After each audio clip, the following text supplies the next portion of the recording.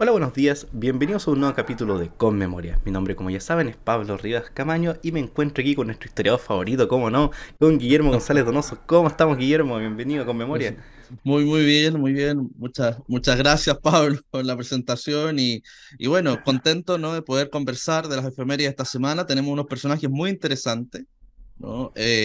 Así que nada, entretenido y sobre todo ya empezar a preparar quizás material, contenido. Hemos estado algo más movido en redes sociales, ¿no? Con memoria en Instagram, Así es. para que la gente también empiece a tener contenido para ver, ya acercándonos al verano, ¿no? Ya si empezamos a tener un poco más de tiempo, o quizás también para relajarse, ¿no? Del ajetreo del fin de año. eh, También. Creo que es lo entretenido de todo esto. Así que si es que esto puede servir de algo, creo que también puede ayudar a estar mejor en ese sentido. Sí, o sea, los comentarios generalmente la gente le gusta el programa, le gusta estas cápsulas como le dicen algunos. Bueno, cuando grabo solo es como que es más cortito, cuando estamos obviamente contigo, Guillermo, obviamente se larga más, obviamente. Así que a la gente le gusta y obviamente le sirve, especialmente para partir la semana, es como bastante light, se podría Obvio, decir. obvio. Claro. Así que, oye, mencionabas de que iba a tener cursos, que iban a estar haciendo concursos el verano, así que cursos digo, así que vamos igual a estar atentos y obviamente lo vamos a Eh, estar promocionando, así que Así es, para que esté así atenta a que la gente. eh, los convido a estar atentos a redes sociales, ¿no? A Red Cultural, ¿no? En Instagram, @Red Cultural, y también, ¿no? Bueno, me pueden seguir a mí, ¿no? Guille-González 01, creo que es. Así es. Y, y ¿cómo se llama? Y obviamente el Instagram de Conmemoria, en donde siempre lo que está vinculado, ¿no? Y todas las actividades aledañas a Conmemoria están apareciendo, así que no hay duda que va a empezar a aparecer más contenido, más cosas, ¿no? Tenemos harto que compartir, material liberado, material pago, así que hay de todo, ¿no? Y para todo el público. Y Symposium, también no olvidar de Symposium. Claro, mira, hay podcast, hay cursos, ¿no? Hay de todo. Exacto. Tienen que seguir a Symposium, Guillermo, ¿no? @Symposium. Guillermo, partamos la semana porque vamos a partir al tiro con arte, obviamente, y vamos a partir con un pintor, impresor noruego. Ujú. Vamos a recordar un 12 de diciembre, pero del año 1863, el natalicio de Munch. Bueno, conocido por esta gran pintura que estamos viendo aquí, que es El Grito, El grito, un ¿no? impresionista. Es terrorífico el grito, ¿no? Es una cosa tremenda, ¿no? Edvard Munch, es curioso, ¿no? Que dentro de la cultura entre un noruego, ¿no? Entre la cultura así contemporánea occidental. Hay otros contemporáneos, Henrik Ibsen, ¿no? A tiempo atrás recordábamos a Roald Dahl, ¿no? También tenía ascendencia noruega. Eh, es interesante el mundo nórdico en la modernidad, porque un poco queda la saga, ¿no? De la vida moderna. El mundo nórdico, el norte de Europa, el mundo escandinavo, es un mundo que va a ser representado como un mundo muy pobre, ¿no? Donde extrañamente, ¿no? El milagro de Europa del Norte, ¿no? Y prácticamente, ¿no? Un verdadero mito que se ha construido también en torno, ¿no? A la Europa nórdica, eh, como si de ahí emanara el dinero de los árboles, pero efectivamente algo de eso hay en la medida de que fue una tierra de mucho sufrimiento, ¿no? De mucha pobreza y de mucha miseria, ¿no? Europa del Norte quedó muy a la saga respecto a la industrialización, es una historia bastante desconocida, ¿no? Y el arte nórdico es particularmente interesante en esta materia porque representa un mundo natural, campesino, profundamente religioso todavía, donde el peso confesional, ¿no? Del luteranismo, por ejemplo, en esas tierras ha sido más duradero que en otras. Eh, de alguna manera el arte viene a encarnar esa vida tan dura, ¿no? Y el caso de Munch, podríamos decir, está anunciándonos el siglo XX, ¿no? Es un hombre de la segunda mitad del XIX y que pasa la historia por el grito. Fue un pintor realmente prolífico, un grabadista, probó distintos soportes, ¿no? Y realmente dejó una cantidad de obras impresionante, bocetos, grabados, agua fuerte, silografías, una cantidad enorme de cosas. Eh, pero claro, el Munch quizás encarna muy bien su espíritu, ¿no? Ese espíritu de una época impresionista, cambiante, movediza y expresionista, ¿no? La gran influencia del expresionismo alemán, lo que para nosotros es fácil, ¿no? Uno podría pensar, ahí está la raíz del terror moderno, ¿no? El terror cinematográfico, por ejemplo, es de ahí. ¿no? De ese expresionismo artístico, eh, que va más allá de lo grotesco, va más allá incluso de formas estandarizadas, ¿no? De lo que era en el arte canónico, ¿no? Sino que esto es ir más allá, ¿no? Y apelar a sentimientos de tanta desesperación, terror, miedo, ¿no? Apuntar siempre, ¿no? A ese espacio, ¿no? De asombro sublime, ¿no? Y dramático. Es el caso de Munch, que además él tiene una historia bien particular con el grito, ¿no? Él dice haberlo visto, ¿no? No propiamente esta criatura que representa, sino haber sentido el grito, la desolación, ¿no? Y hay también una especie de lenguaje críptico, metafórico del mismo respecto a qué sería esto, la modernidad, la vida social, el mundo en el que está, ¿no? Y quizás una cierta llegada de madurez en su vida, ¿no? Que sería anunciado, ¿no? Y por eso representa a los hombres caminantes, que él mismo describiría como un grupo de amigos, ¿no? En el cual los ve alejarse, se siente solo en medio de un mundo habitado, ¿no? Y siente este grito profundo. Eh, la vida de Munch en ese caso es bastante característica de lo que fue la Europa del Norte, muy trágica, ¿no? Es un hombre que crece en un medio, podríamos decir, rural, eh, con mucha precariedad. eh, Estamos hablando de una Europa del Norte donde el hambre es una cosa cotidiana, ¿no? La escasez de comida, ¿no? En plena mitad del siglo XIX todavía, muy patente. Incluso Munch va a perder a hijos, ¿no? Va a perder hijos enfermos, ¿no? Y de hambre. O sea, estamos hablando de un contexto, ¿no? En el cual él mismo tiene como la tragedia en su vida, ¿no? Estos personajes que realmente asombran por el dramatismo que hay, ¿no? Como que pareciera ser que este mismo terror representado también está vivenciado, ¿no? En su biografía. Es realmente una historia fascinante por lo mismo, porque nos abre un mundo de desesperación, ¿no? El de Munch. Sí, de hecho, viendo su obra, uno se da cuenta, por ejemplo, mencionándote un par de obras que tiene los títulos, por ejemplo, lo que es el ser humano como así, pero lo que menciona es verdad, porque, por ejemplo, cuadros como Melancolía, Ansiedad, que de por hecho se parece mucho a El Grito, está como ubicado en Claro, la misma parte, se podría decir, el mismo puente, desapego, cosas así, habla sobre cadáveres, sobre velorios. exacto, ¿no? Entonces Es uno va como, entendiendo un poco lo que estás mencionando por lo que ves los cuadros. O sea, es muy representado la sí. Es vida, un su lugar muy vida, entre comillas. lóbrego, ¿no? Así como bien oscuro. Y la paleta de Obviamente colores que ocupa Munch también. tendría una sensibilidad, una disposición mental y psicológica a esto, pero el mundo que lo rodeaba era muy trágico, o sea, es de las cosas sorprendentes, ¿no? Y es parte de una historia contemporánea, como te digo, algo olvidada, ¿no? Es difícil imaginarse a Noruega, Dinamarca, Suecia, ¿no? En la parte norte, centro-norte, como un mundo tan precario, ¿no? Es curioso para el estándar que hoy día, ¿no? Hoy día en general, Claro. cuando uno quiere debatir, el argumento del país nórdico siempre te permite ganar.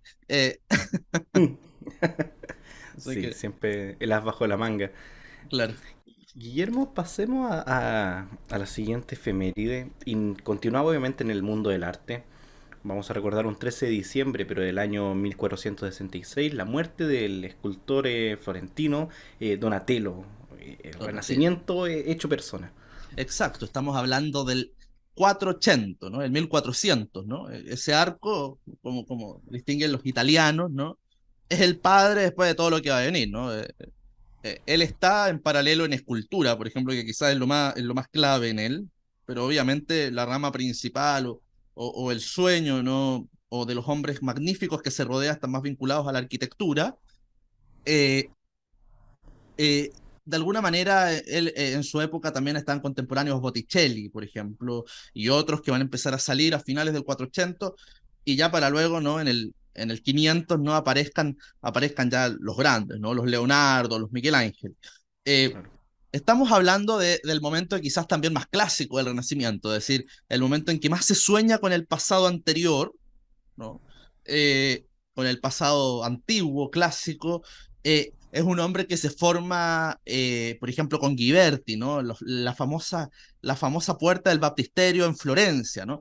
Es un hombre que viaja, ¿no? Por Roma, eh, mirando antigüedad, mirando arquitectura antigua, ¿no? De la mano de Brunelleschi, es decir, Brunelleschi es el creador de esta cúpula, ¿no? En Florencia, y que luego, bueno, En el barroco, la cúpula máxima de la cristiandad, ¿no? Va a ser San Pedro, también iniciada por otro gran arquitecto de esta época, Bramante, ¿no? Y hasta terminar, ¿no? Ya en la era del 1600. Estamos hablando del inicio, ¿no? De un gran movimiento que todavía nos impresiona en la historia, que llamamos Renacimiento. Estamos hablando de la época, podríamos decir, también más audaz, ¿no? Donde los ricos, los magnates, las intrigas palaciegas de los distintos reinos de Italia están también más abiertos que nunca, estamos hablando de la época de los Medici, ¿no? A financiar, a potenciar, ¿no? Este mundo, ¿no? Este mundo que está cambiando. El primer David, por ejemplo, el Renacimiento, nosotros siempre pensamos en el David de Miguel Ángel. El primero fue Claro. de Donatello, No, pero ¿no? sí. Fue en bronce, ¿no? Y ya contamos con un David bastante más sanguinario, ¿no? Con la cabeza de ¿cómo se llama? De Goliat, eh, bastante más aguerrido también, y representado con un sombrero toscano, como si fuera un campesino, ¿no? De la Toscana, nada menos que en el Palacio de los Medici, en Florencia, es decir, ocupando el patio principal. Siempre me acuerdo del juego Assassin's Creed, ¿no? Que aparece esta escultura en el, Sí. en el juego, pero de alguna manera es simbólico que aparezca en un soporte que quiera representar el Renacimiento italiano, porque efectivamente eso es Donatello, ¿no? Es más que una tortuga ninja, ¿cómo se llama? La representación máxima, podríamos decir. Si ustedes me dijeran como, bueno, ¿cuál fue el artista en su momento que alcanzó el canon de artista en el Renacimiento? Uno diría Donatello, ¿no? Formado, ¿no? Para la arquitectura, para la escultura, para el trabajo en bronce, fundición. Es decir, ese era como el sueño máximo de un artista. Recordemos que Miguel Ángel, ¿no? A finales del Renacimiento, cuando pintaba el techo de la Sixtina, eh, bramaba, Claro. rugía furioso, ¿no? Puesto que el archienemigo, ¿no? Bramante estaba construyendo la basílica, ¿no? Decía, ¿por qué yo tengo que estar pintando monos decorativos, ¿no? Sabemos que es una obra de arte increíble, ¿no? La Sixtina, pero de alguna manera él se encontraba rezagado. Eh, de alguna manera Donatello va a ser el que va a establecer ese canon en el Renacimiento. Es un artista hay que volver, hay que mirar. Es una época, como les digo, fantástica, ¿no? Botticelli también es el grande en la pintura en esta época. Así que, así que no, realmente me apasiona esta época porque es una época de esas donde uno dice cómo la técnica, el ingenio, los sueños, ¿no? El soñar con otras épocas, el abrir al mundo, generan algo tan prolífico, algo tan imperecedero, ¿no? Como las obras de arte de estos personajes. Así es, así que a quienes les gusta el arte sacro, Donatello yo creo que es También. espectacular, es realmente espectacular. Así Exacto. que, y trabajo en bronce, a mí el trabajo en bronce me da mucha curiosidad porque es un material más o menos, Eh, según yo lo encuentro difícil de trabajar. Muy, muy difícil. Y como te digo, representaba ya la sofisticación máxima si uno piensa en las puertas del baptisterio, ¿no? Eh, Mm. en donde encontramos estas lunetas, ¿no? Estas representaciones del Antiguo Testamento, ¿no? Encontramos a Abraham, encontramos distintas figuras. Uno dice, realmente lograr moldear el material para que tome vida es increíble. Posiblemente era el material que demostraba con más fuerza en el Renacimiento. Hoy día más bien nosotros pensamos este mundo de blanco mármol o con pintura, pero realmente lo que tenía más fuerza visual en este momento es el bronce. Recordemos que el propio Da Vinci, ¿no? Su gran obra y lo que lo lanza al estrellato, podríamos decir, es el encargo, ¿no? Del duque Ludovico de Milán, ¿no? De su estatua ecuestre, ¿no? Y un mismo proyecto similar para el rey Francisco de Francia. Eh, de alguna manera, eso es lo que te posicionaba como el gran artista, ¿no? Esto tiene que ver con una cosa más antigua, una de las cosas que quedaban de los romanos, ¿no? Porque hay que pensar que hasta durante la Edad Media, ¿no? Hasta el 480 más o menos, en Italia teníamos que ver vacas pastando por medio del Coliseo.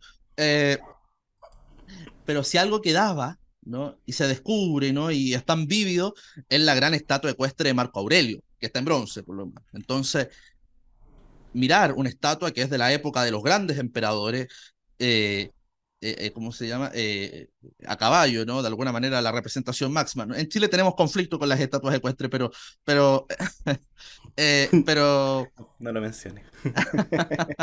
pero pese, algunas perduran muy bien, ¿no? La de Valdivia, por ejemplo, en Plaza de Armas. Esa es otra historia también trágica, pero la de la Plaza de Armas, pero de alguna manera es también un canon referencial, ¿no? Es como la imagen más potente que tiene la gente para apreciar el arte, y es muy duradero el bronce. Así que no, es realmente un canon típico del arte. Los relieves en bronce también me estaba No, fijando en es antes una, cuando me estaba investigando un poco y también impresionante, es realmente una cosa impresionante. increíble, ¿no? Porque es ver una escena así como pintada, pero en bronce. Uno dice, ¿cómo? El trabajo en moldes, el trabajo en fundición, es una cosa pero muy delicada, ¿no? Que uno dice, Así es. Guillermo, pasemos a la siguiente efeméride porque vamos a salir del mundo del arte. Nos vamos al 14 de diciembre, pero del año 1799. Vamos a recordar el fallecimiento de uno de los grandes de la historia de Estados Unidos, obviamente. A la edad de 66 años fallece George Washington, el primer presidente de los Estados Unidos. mira, nosotros tenemos una historia, ¿no? Política, social, que tendemos como a alejarla de esta historia de las 13 colonias, ¿no? Y la independencia de Estados Unidos. Y por otro lado, tenemos una cultura que nos apunta hacia eso, ¿no? El cine y todo nos ha llevado a esto. Eh, Extrañamente, no me gusta a mí separarlo, ¿no? En el sentido de que personas como Washington representan muy bien, ¿no? El espíritu de la modernidad, es decir, o los grandes valores de la modernidad. Por algo son founding fathers, ¿no? Son los padres fundadores, ¿no? Que sigue siendo todavía esencial en el discurso político norteamericano, ¿no? Y creo que algo de esa herencia, ¿no? Llega a las naciones modernas como las nuestras. El caso de Washington es notable, ¿no? Estamos hablando de un plantador de Virginia, un hombre que de por sí no está dispuesto a la política, pero que sí está dispuesto por formación, ¿no? Por su herencia inglesa en el estado de Virginia, uno de los más antiguos por lo demás de las colonias inglesas que había en la costa este, ¿no? Uno de los asentamientos más poderosos, además, con fuerte raíz agrícola. eh, es que logra de alguna manera tener una política de fueros y de libertades, ¿no? Peleas contra los impuestos, cosas que hoy día también se está relevando mucho en el discurso político. Bueno, ese es Washington. Es un hombre también que sirve a la organización, ¿no? De las colonias en la Guerra de los Siete Años. Es un hombre que va a avanzar por el territorio norteamericano casi virgen, ¿no? Contra, de alguna manera, los franceses que habían irrumpido desde el norte y las consecuencias, ¿no? De un ejército británico que está en guerra en Canadá, pero que luego la corona británica, en un error estratégico muy malo e histórico, que es instalar un ejército de ocupación en un país de colonos que se sienten hombres libres. Eh, Nadie quiere tener una especie de policía uniformada, ¿no?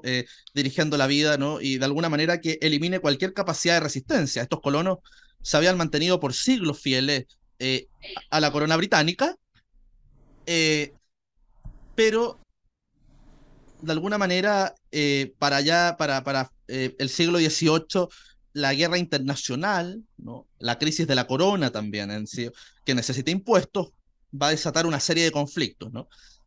Conocemos la rebelión muy bien, ¿no? En Boston, un grupo, ¿no? De colonos muy Bart. molestos, ¿no? Inicia un motín, una revelación absoluta en el estado de Massachusetts, también uno de los más antiguos, uno de los más religiosos históricamente, ¿no? Y uno de los más separados culturalmente de la corona.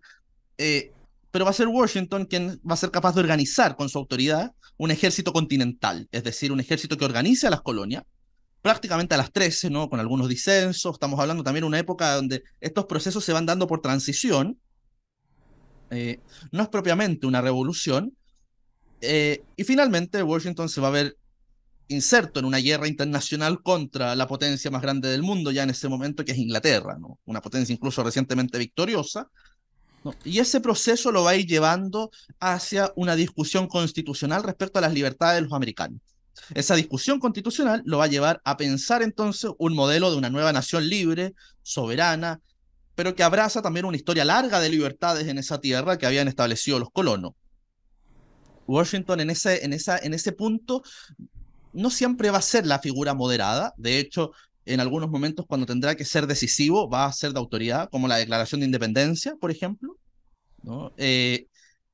Y de alguna manera la expulsión final de los ingleses del estado de Nueva York también, ¿no? Es decisivo la figura de Washington. Entonces estamos frente a una figura que de alguna manera va a ir organizando sus, eh, ¿cómo se llama? Sus podríamos decir, tradiciones, historia, ¿no? Hacia un proyecto moderno, ¿no? Modernizador del Estado norteamericano. Esa es la figura de él, ¿no? Una figura que incluso como primer presidente de los Estados Unidos va a haber en John Adams, por ejemplo, un sucesor. Vamos a ver que se inicia un conflicto, ¿no? Entre jeffersonianos, los seguidores de Adams, de Jefferson, el caso de Hamilton, ¿no? Como ministro de Finanzas. De alguna manera empieza un conflicto político real. Y Washington siempre va a jugar la carta de ser una especie de padre patriota con una característica profundamente militar. Recordemos que esa es su carrera pública, ¿no? De militar, y su carrera privada es terrateniente.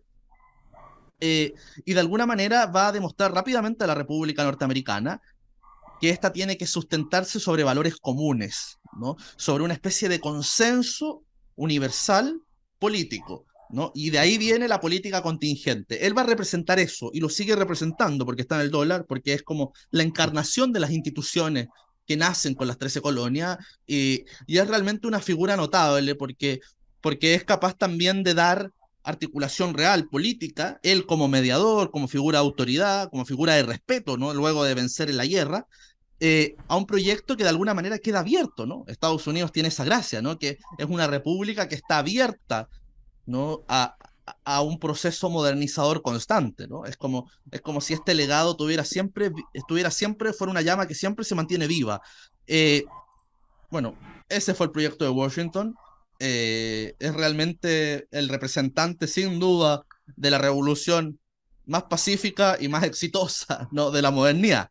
Es decir, es de alguna manera esa cara, ¿no? La que tenemos que mirar hoy día como personas del siglo XXI. Guillermo, te puedo hacer una consulta. ¿De Dime. dónde viene la inspiración para ordenar de esa manera a estas 13 colonias? Recordemos que, por ejemplo, la Revolución Francesa ocurriría prácticamente 10 años después. Mira, la inspiración primera tiene que ver con que efectivamente te encuentras frente a 13 colonias que han sido fundadas por distintos movimientos religiosos que no tienen nada que ver, ¿no? Un Baltimore que se funda por católicos, un Massachusetts por sectas calvinistas que están escapando del contexto norteamericano, Virginia, que es una fundación real, ¿no? Del monarca, ¿no? La zona de la Carolina y Jamestown, es decir, tenemos un montón de lugares que no tienen ninguna relación, incluso cultural, unos con otros, pero que rápidamente los propietarios se empiezan a organizar a lo largo del siglo XVII y XVIII para pedir libertades a la corona, ¿no? Para asegurar la libertad de su trabajo, para evitar el cobro excesivo de impuestos, ¿no? Y para evitar el control militar de la zona.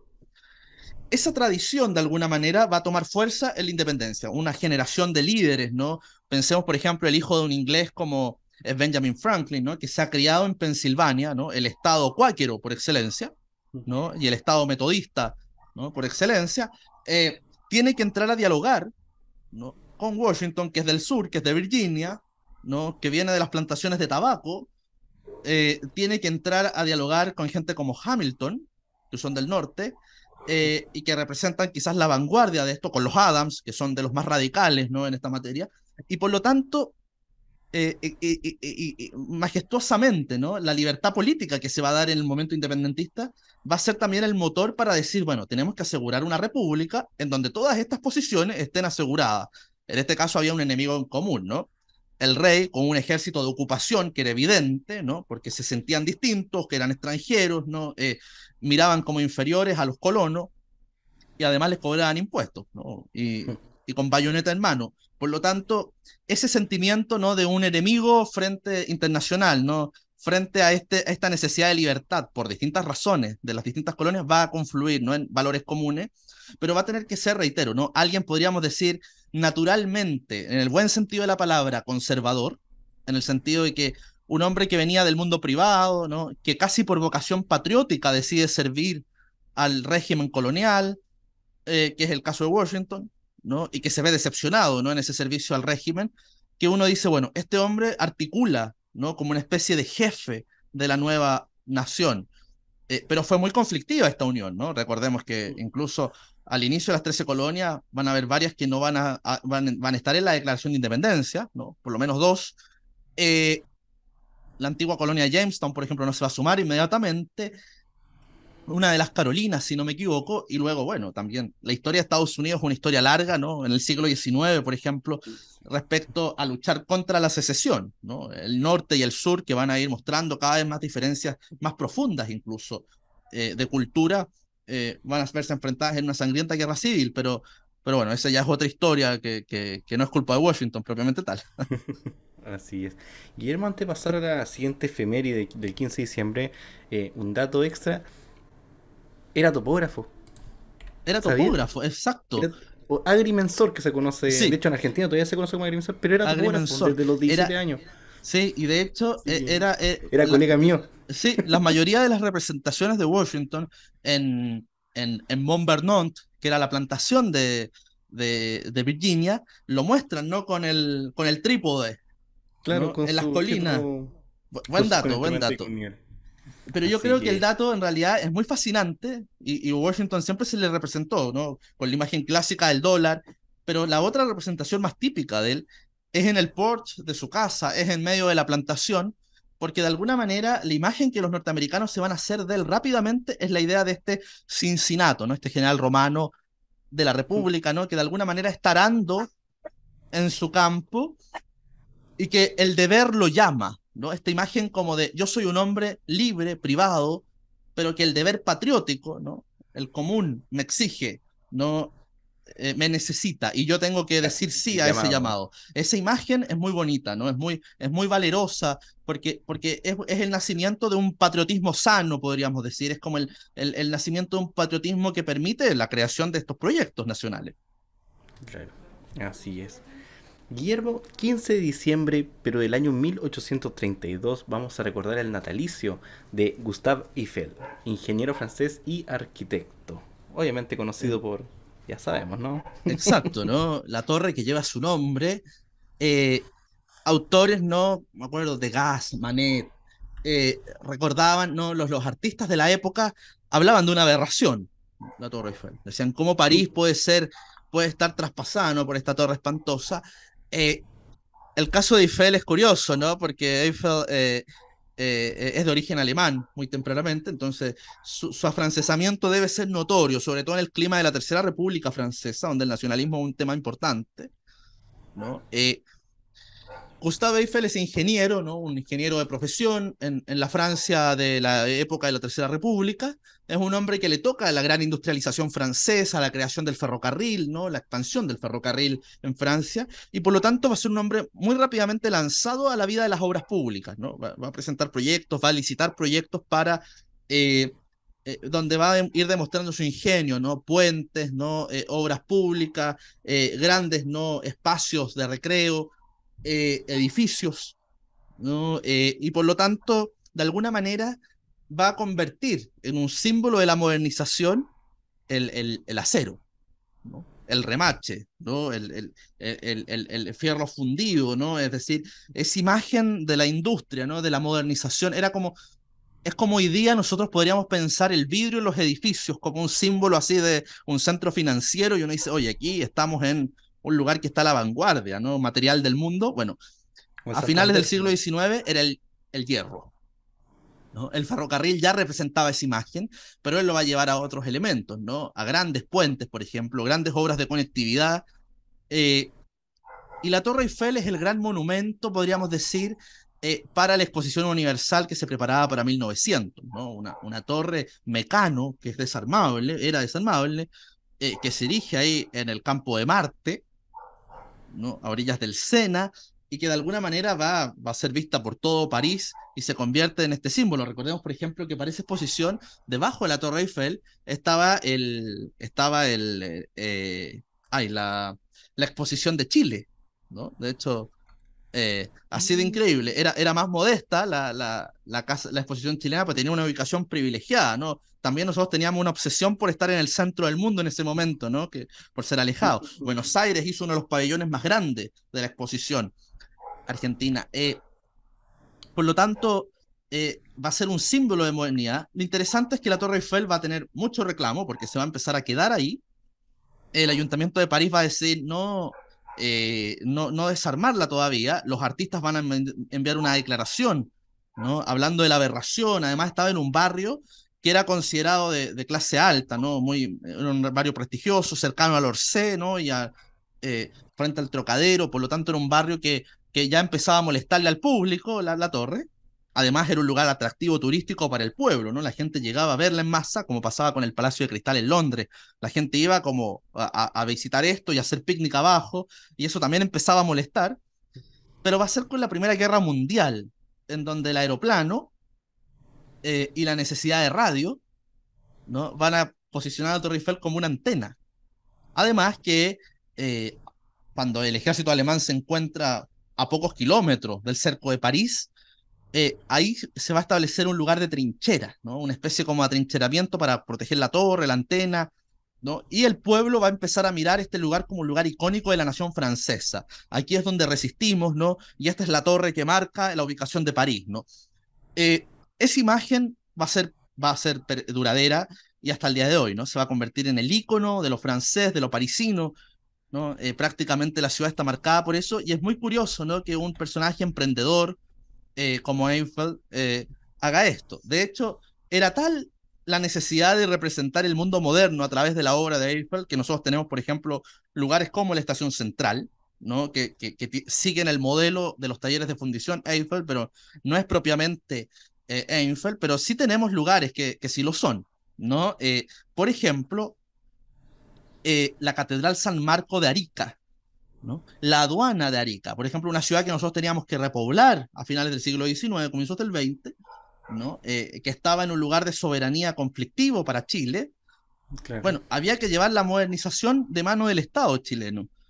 Y curiosamente se decide usar el hierro para eso. La Catedral de Arica es una estructura mecano en hierro, al igual que la Torre Eiffel, fundido en los talleres Eiffel, ¿no? De alguna manera nosotros podríamos trazar la gran modernidad de Chile en base al hierro, ¿no? El viaducto del Mayeco, ¿no? Prácticamente Balmaceda lo va a convertir en la gran representación de el cenit, ¿no? Alcanzado por el Estado chileno, ¿no? Los grandes puentes, ¿no? Ferroviarios, ¿no? El del Maipo, ¿no? Y los que van hacia el sur, Talca.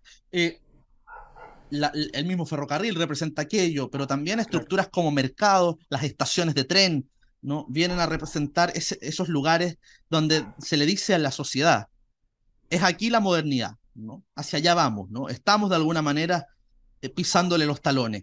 Ese es el gran legado de Eiffel, ¿no?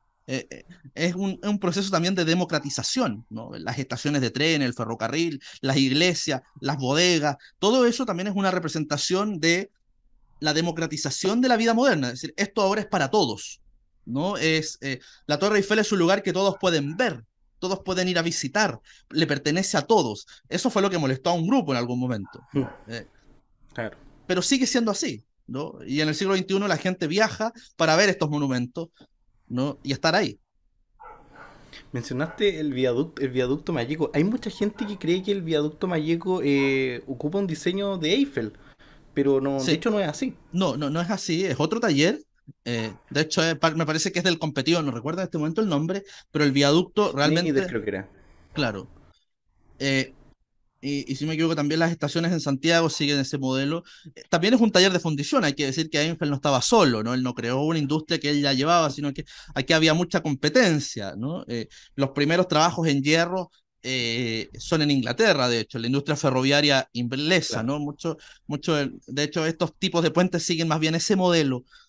Eh, pero bueno, de alguna manera, ¿quién no ha ido al sur, no? Y creo que la parada obligatoria, ¿no? Mayeco, Coyipulli, eh, para ver el viaducto, porque todavía sigue impresionando, ¿no? Es decir, porque ese puente representa mucho más que un puente, ¿no? Representa la expansión del Estado, la expansión de la sociedad chilena, la colonización hacia el sur, la unión de Chile, ¿no? Donde el territorio no está todavía unido. Bueno, el puente viene a representar eso en la era de Balmaceda, ¿no? Es una cosa realmente increíble. Eh, Viene a representar la unidad de la nación y Estado chileno, histórica, es decir, es mucho más que aquello. Lo mismo sucede con la Torre Eiffel. Es realmente bonito, ¿no? Que podamos contar con esos monumentos. Creo que deberían ser aún más parte todavía del currículum escolar, del discurso, de la imagen, ¿no?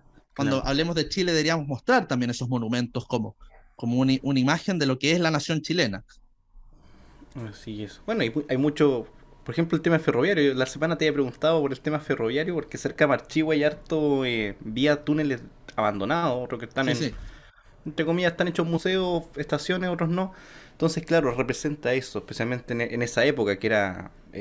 y eran grandes licitaciones del Claro, Estado y se llevaban el pecho sí. prácticamente. Así que importante, como menciona ahí Guillermo. Así que bueno, pasemos al 16 de diciembre, Guillermo, pero el año 1775. Vamos a abandonar todos estos temas porque nos vamos a la literatura, obviamente. Vamos a recordar el nacimiento de Jane Austen por Orgullo y Prejuicio. Me parece que lo habíamos nombrado alguna vez Sí, aquí, pero ¿no? como siempre no... Nunca es malo recordarlo de nuevo. Ahora el Pero nacimiento bueno, está bien, me parece que siempre ha es sido el bueno fallecimiento. recordarla. Gran escritora, ¿no? Representa una época donde también la lectura y la novela son verdaderamente las series de esta época, ¿no? La gente está como esperando que viene, ¿no? De alguna manera es una especie como de fascinación, es la gran entretención también de esta época. Lo fascinante primero es que estamos hablando de una mujer formada en un ambiente protestante del sur de Inglaterra, muy devota, siempre lo fue, de hecho, y siempre mantuvo un estricto como régimen moral, ¿no?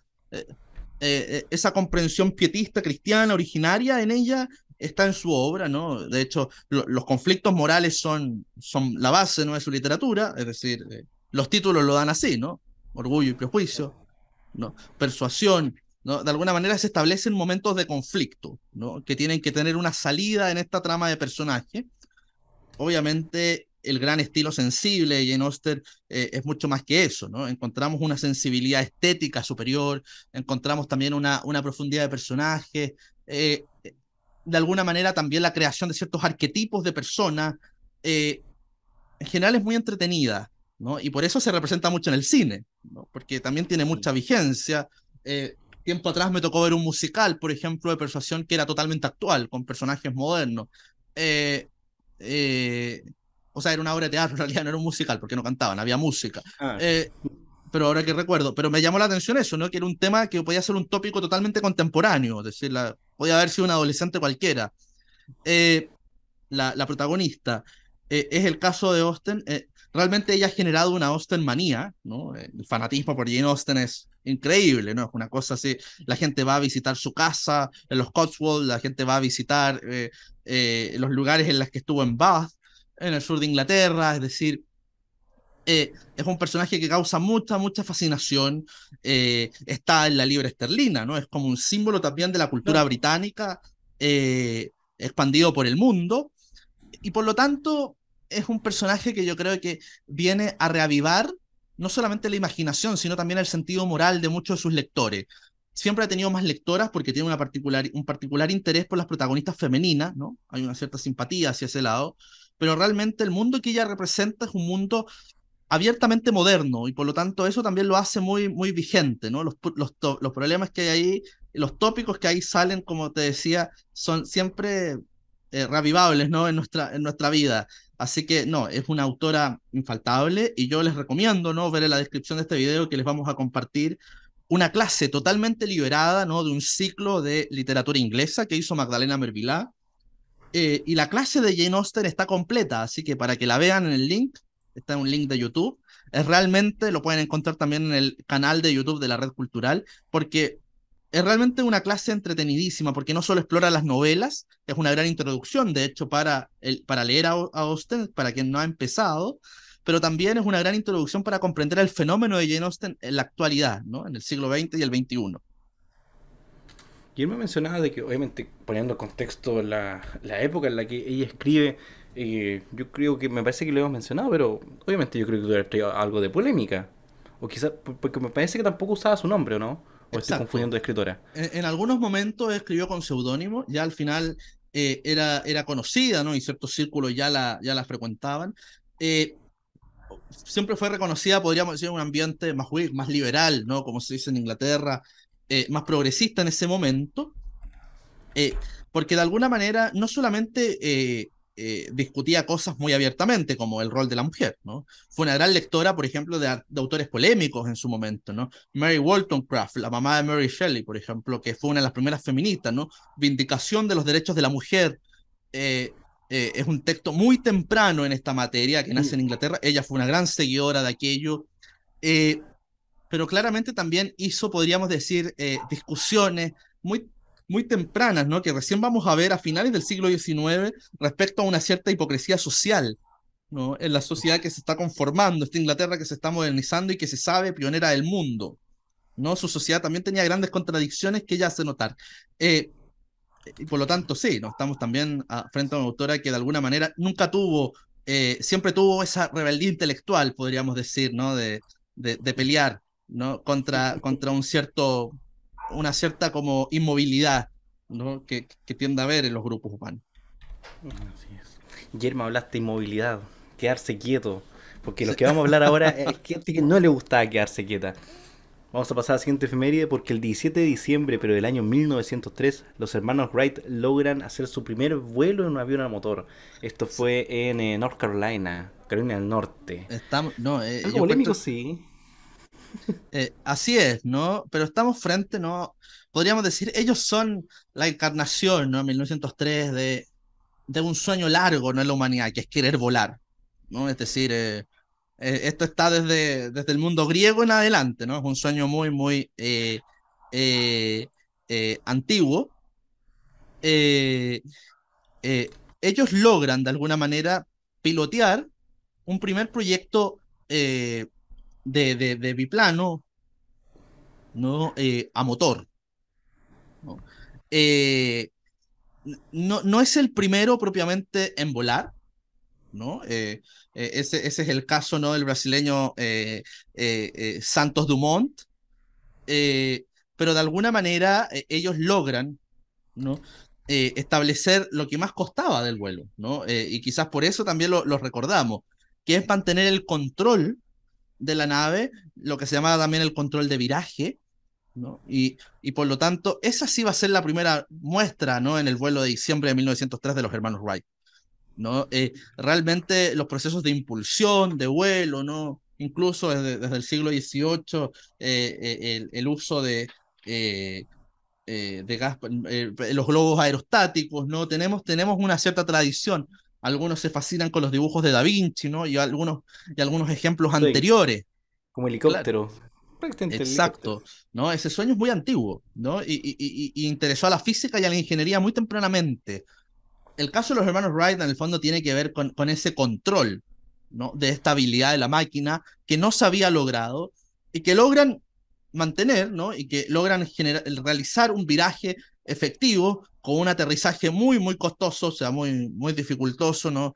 Y un choque más o menos con 1 metro de altura, muy peligroso para el proyecto y para las personas que estaban ahí, pero que finalmente resulta ser el modelo mecano del inicio de lo que va a ser eh, la gran revolución, primero del aeroplano, ¿no? Y luego incluso ya la industria de guerra a comienzos del siglo XX, con la Gran Guerra, va a explotar de alguna manera esta tecnología. De hecho, hablando con un amigo justo antes del programa, me decía de que había un caso anterior a los dos que mencionabas, que era un Ajá. español, Diego Ah, Marín de s- Aguilera, sí, que mira, qué es más buen, bien, se entiende como más bien como un planeador, pero claro. estamos hablando del año 1700 y algo. No, no, es increíble, ¿no? De hecho, hay varios proyectos, ¿no? Ahí hay una historia realmente fascinante que algún día podríamos conversar. No me la sé en este momento, pero sé que hay una genealogía muy larga, ¿no? De estos proyectos. Entonces, siempre está esta disputa, ¿no?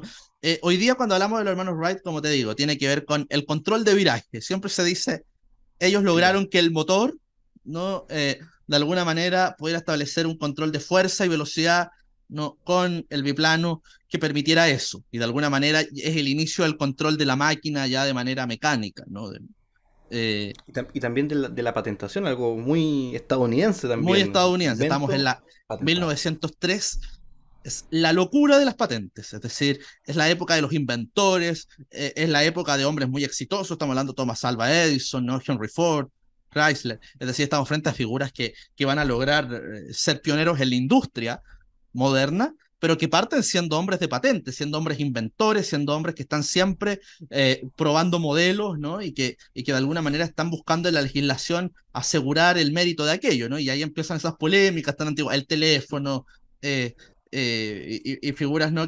Y una serie de conflictos, ¿no? Que nos llevan hasta la corriente alterna y otros momentos, ¿no? Pero efectivamente es un momento también de quien pelea. Además, es un momento de mucho desarrollo industrial en todas partes, ¿no? En Europa Occidental, en Estados Unidos, ¿para qué decir? y por lo tanto se pueden dar a veces cosas paralelas, eh, diferencias de diseño, ¿no? Y por lo tanto esas disputas se tienden a dar. Eh, a veces lo que hay que reconocer es más bien el mérito técnico, ¿no? Y la capacidad de avance, ¿no? En esta materia, ¿no? El sueño de poder volar, ¿no? Y controlar ese vuelo, más que el mero título de haber dicho, bueno, fui el primero, ¿no? Claro. Bueno, como siempre, igual recordando, pues mencionaste la cultura griega, tampoco volar muy cerca del sol, ya sabemos lo que pasa. Exacto. Me acordé de los Zeppelin ahora que también lo Bueno, mencionaste. también, ¿no? Ese va a ser otra innovación que permitía el sueño transatlántico y una serie de cosas. Estamos hablando, obviamente va a ser una tragedia y el desarrollo de tecnologías paralelas, que eso tiende a pasar, ¿no? Es decir, también es como el anuncio de lo que es nuestra vida actual moderna, donde una tecnología rápidamente puede reemplazar a otra. Eh, eh, Claro. s- Nos tendemos a saber que estamos en un mundo muy, muy perecedero. O sea, eso también es una cosa muy moderna. Así es. Guillermo, para terminar la semana, vamos a recordar un 18 de diciembre. Vamos a pasar a abandonar todo tipo de grande hazaña y todo, porque vamos a recordar el nacimiento de un personaje importante. eh, Digo importante porque la verdad es importante, que es el nacimiento de Joseph Stalin. Vamos a recordar el Estamos 1878, 18 de diciembre. Mira, es curioso, ¿no? Nace en Georgia, ¿no? Eh, es un hombre, es un hombre del Cáucaso, por lo tanto, ¿no? Eh, Nace en Gori, en las cercanías, ¿no? Bueno, de la capital de Tiflis. Es el hijo de un zapatero alcohólico, muy violento, un hombre que incluso después va a abandonar a su mujer y va a vivir en las cercanías de Gori, en el campo, en una situación bastante extraña, ¿no?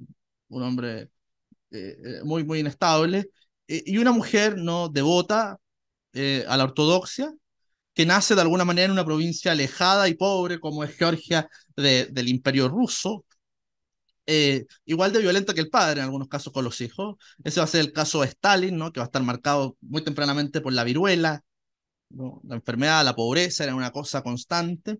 Logra estudiar materias elementales, ¿no? Y logra ser becado en el seminario en Tiflis, ¿no? Tiene formación religiosa en la ortodoxia. Se decía que el seminario era el lugar en ese momento perfecto para generar revolucionarios y rebeldes dentro del imperio ruso, ¿no?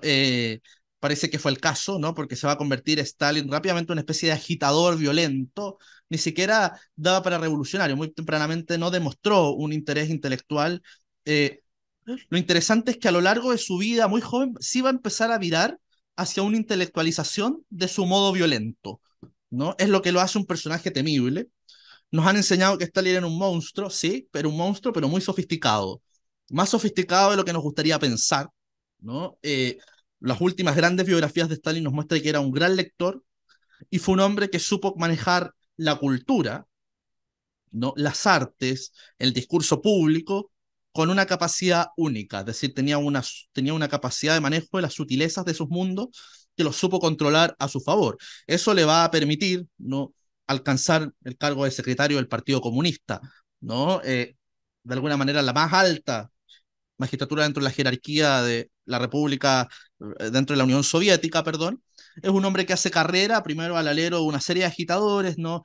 Hace la carrera con Lenin. Lo interesante de Stalin es que lo recordamos como el gran genocida, ¿no? Del siglo XX. Pero quiero decir algo más con eso, ¿no? No era un bárbaro, como siempre se quiso pensar, ¿no? Tenía un aspecto muy rudo, pero que cultivó ese aspecto, ¿no? Era un aspecto que ayudaba también a mantener vivo un cierto sentido patriarcal, ¿no? Del poder y también el sentido violento de la revolución, ¿no? Fue un hombre también radical en sus ideas, era un comunista convencido, eso también su documentación lo demuestra muy bien, pero también nos demuestra que era un hombre muy, como te decía, sofisticado en cuanto a sus ideas. Es el hombre que es capaz de controlar a toda la intelectualidad e inteligencia rusa. Si vemos el tipo de disenso que tuvo Stalin, no es meritorio para el tamaño de Rusia. Eh, Stalin tuvo más apoyo que disenso en su momento. Stalin más bien tuvo persecución a quienes podían atentar contra su liderazgo personal, ¿no? Y eso explica la gran purga, ¿no? De los años 30, ¿no? Stalin era capaz de llevar el proyecto revolucionario hasta sus mayores límites, lo que iba a explicar el Holodomor y la gran hambruna de Ucrania, ¿no?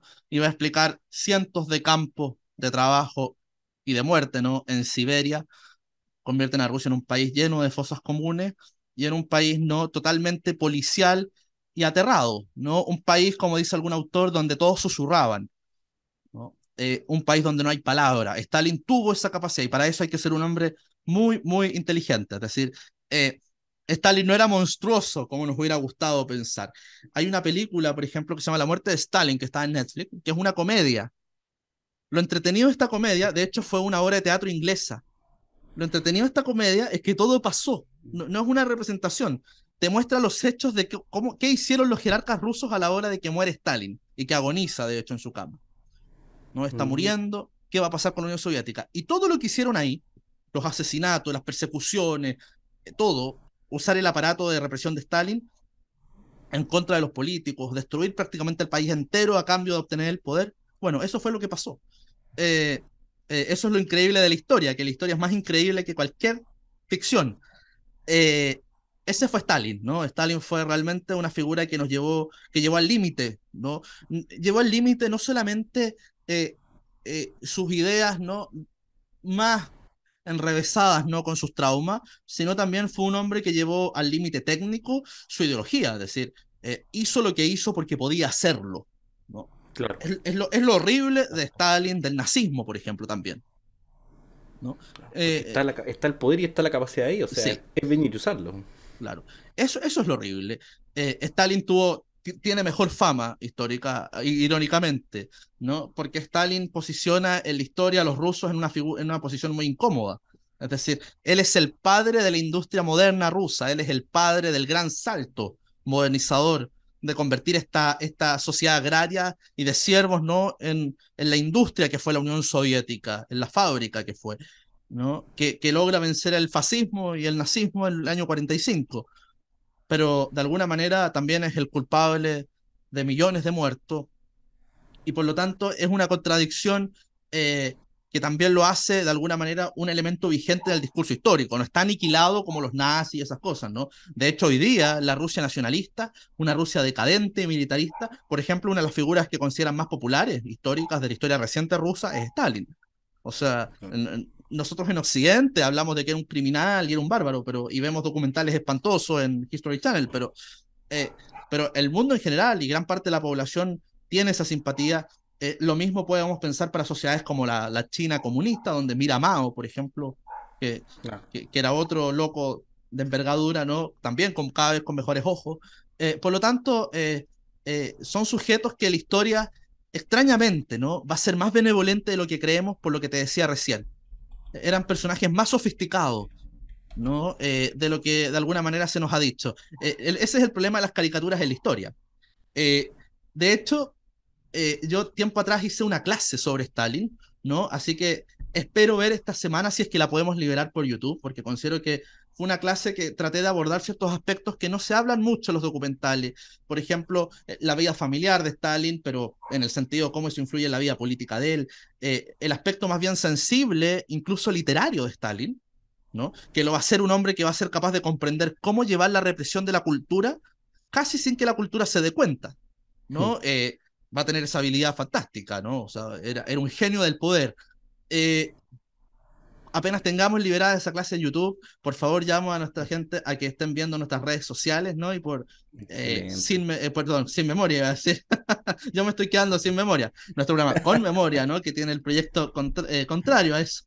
Eh, Vamos a anunciar cuando tengamos, ¿no? Material liberado para compartir, porque creo que Stalin es una figura que hay que mirar, hay que estar viendo. Hay una serie de HBO que es de comienzos de los 90, ¿no? Apenas había caído la Unión Soviética, y que es bastante buena.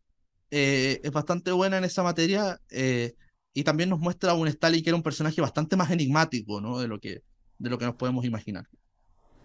Sí, de hecho, ahora que estaba recordando, esta semana hemos hablado sobre la Gran Purga, hace un par de semanas, el inicio de la Gran Purga, que fue con el asesinato de un político, ¿No? Girov, creo que Kirov, era el claro, apellido.